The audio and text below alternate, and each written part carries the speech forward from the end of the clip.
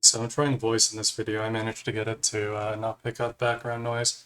So I'm just going to be going over the artifacts in this video. Um, some of them I can't really show off because they require multiplayer. And there's one for the Dragon Rend spell, which requires interacting with a dragon, and they're pretty finicky to get to work properly. So I'll go over what I can. So we have a new type of artifact in this spell pack, which is a chargeable artifact. So it's an artifact that uses another item as a form of charge, and you apply it at the arcane workbench. Um, so they're usually stronger than typical artifacts, and the downside is that you need to apply a resource then to make them work. So, and they will have a different texture when they are not charged. As you can see, these are the same artifact, but this is an uncharged variant. This is the charged variant. And you can apply charges at the arcane workbench, and it works as it should, and it gets color, so you know it's active. So this artifact, the Amulet of the Damned, allows you to create your own army of creatures, specifically dread creatures, depending on the type of creature you kill. So let's summon a zombie. You need to kill the creature with the Dreadlich spell, or the Dreadlich Skull spell, so that's how you activate it. Zombie. Let me equip it. So you see, without it doesn't do anything. I was just trying to test you. So we kill zombie.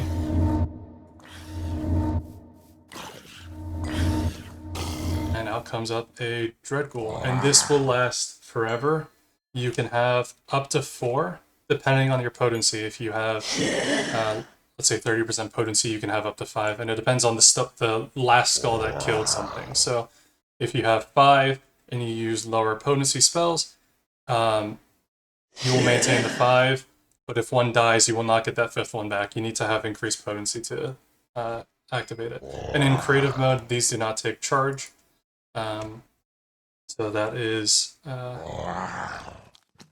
this artifact, and they have different numbers that they lose per charge. So this has up to 10,000 charges, and will lose I think it's 200 per minion summoned, and the dread scales give you, or the dread shards give you 100 each. So this I can't show super well, but in addition to Dragon Rend bringing dragons to the ground, it also applies weakness to them, or a weakness effect so that you deal bonus damage to them. And it doesn't have a texture. I apologize for the missing textures. This artifact is a charm that makes it so your dragon fire spells, in addition to lighting the ground on fire, change the ground to be like how when a dragon breathes fire. And this should return back to normal grass. It returns like respective blocks, like I think stone into charged stone. The ice breath spell also changes it to the ice equivalent on the ground. So that is what this artifact does. So the Heart of the Dread is a similar dread artifact where it provides your dread minions double the lifetime essentially, and it costs I believe it's 50 or 100 per. I don't have it marked. It's in the code, but I don't have it marked in game. Similar artifact. When you summon a creature, I summon a Dread Thrall. This will be the one that's summoned with it. The one without it, you'll see that this guy will last, essentially twice as long.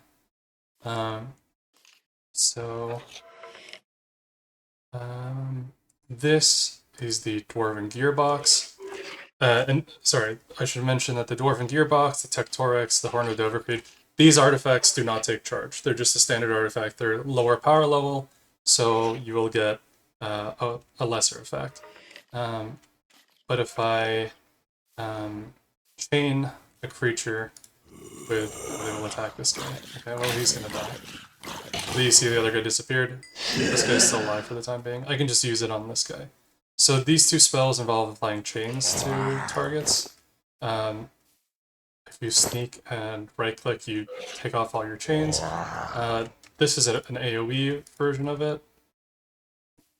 It only applies to enemies, sorry, but this will apply to whoever you target. And with this artifact, if you hold the right click, it will pull targets toward you. So you can use it as a way to group things up, or if you're fighting a creature and you have it shackled so it can't run away, pull it, and then you can start smacking it with a sword. So that is how this works. And there is the Enchanted Manuscript. This is a charged artifact that you charge with manuscripts from Ice and Fire, and it increases the potency of all your spells by 30%. So as opposed to the rings that have a specific effect in a biome, this applies everywhere, but its downside is that you actually have to charge it. You have to get resources to fill it up. This is the Fracture Catalyst.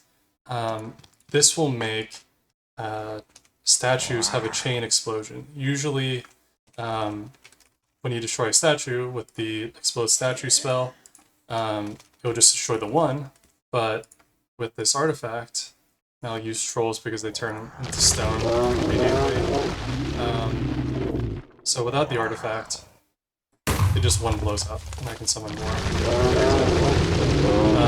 With the artifact, they all go.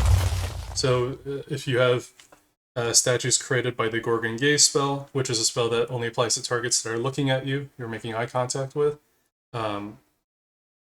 you will be able to get some good AoE control, and it's a combo with that.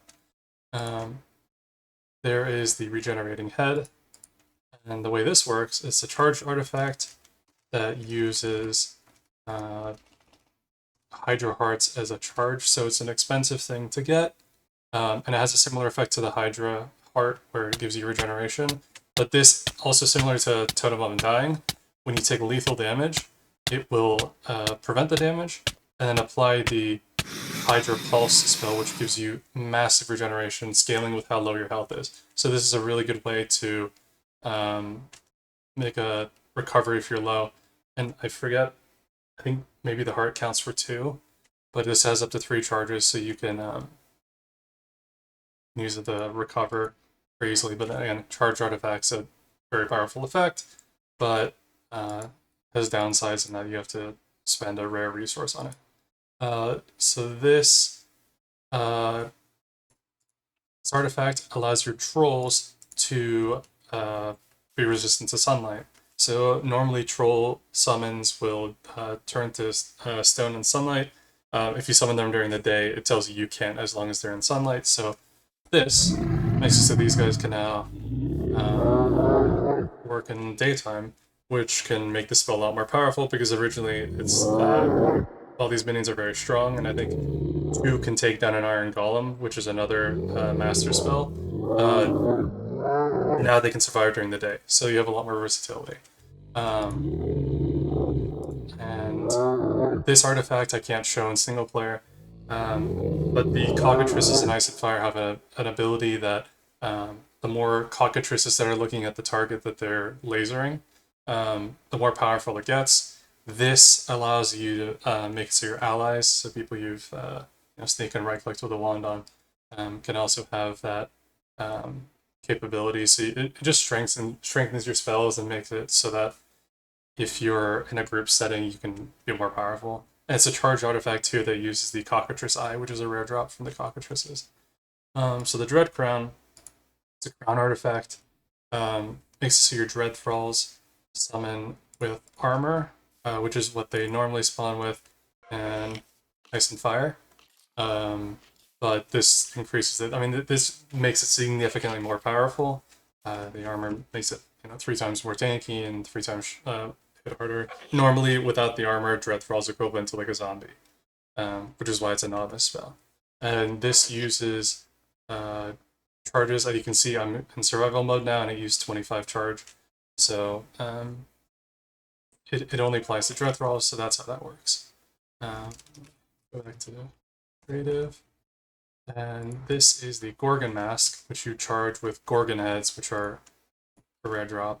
And this makes it so that your Gorgon Gaze spell it one-shots effectively. And it only makes it for that one spell. It has 1 charge, it affects 1 spell. It's similar to what the Gorgon Head does. The Gorgon Head, however, is single target. So if you combine it with the spell and the artifact, you can get a big AoE effect.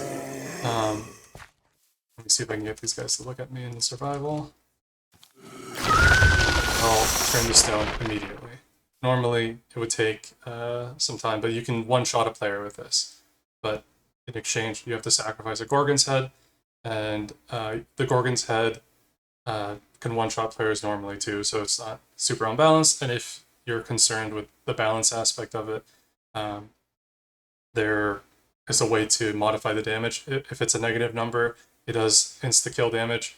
Otherwise, you can set it to just be, double if that's what you prefer. But it's configurable, so whatever you prefer is how it works. And I believe that's all of the artifacts. We have more to come. Obviously, textures are going to come in later down the line. We still have a lot of content to work on. So that's all. And thanks for sticking with us.